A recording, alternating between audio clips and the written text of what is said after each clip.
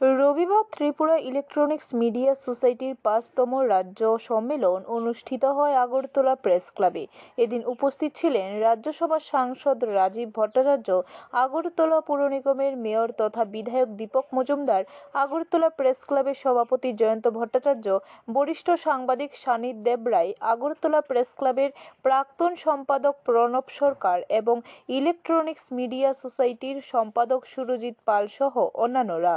এদিনের এই সম্মেলনে সদর এবং মহকুমা এবং জেলা স্তরের সাংবাদিকরা উপস্থিত ছিলেন। সাংসদ রাজীব ভট্টাচার্য বক্তব্য রেখে বলেন, সমাজ পরিবর্তনের কারিগর সাংবাদিকরা। বিশেষ করে বর্তমান সরকার সব সময় সমাজ পরিবর্তনের কথা বলে, কিন্তু সমাজ পরিবর্তন একা সরকার করতে পারবে না।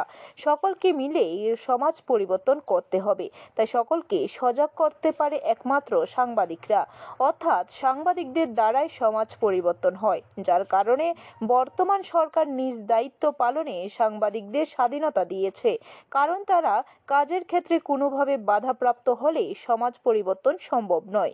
সুতরাং মিডিয়ার গুরুত্ব সকলকে বুঝতে হবে। সরকারের আয়না এই সাংবাদিকরা। সরকারকে ভুল ত্রুটি ধরিয়ে দিতে পারে সাংবাদিকরাই।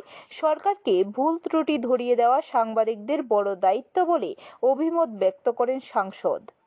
আমরা কিভাবে আমাদের লাইনটাকে আমরা নির্ধারণ করি,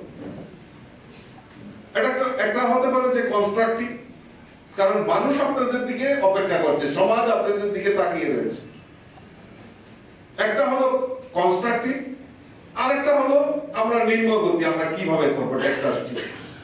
অর্থাৎ আমাদের এই যে চিন্তাধারা, এই চিন্তাধারাটার উপর আমাদের অনেকটা নির্ভর করে যে আমরা কোন জায়গায় গিয়ে আমাদের অবস্থান নির্ধারণ করব। অনেক মিডিয়া চ্যানেল, আমরা সবাই জানি অনেক মিডিয়া চ্যানেল, তার মধ্যে ব্যুরো রিপোর্ট, খবর ত্রিপুরা।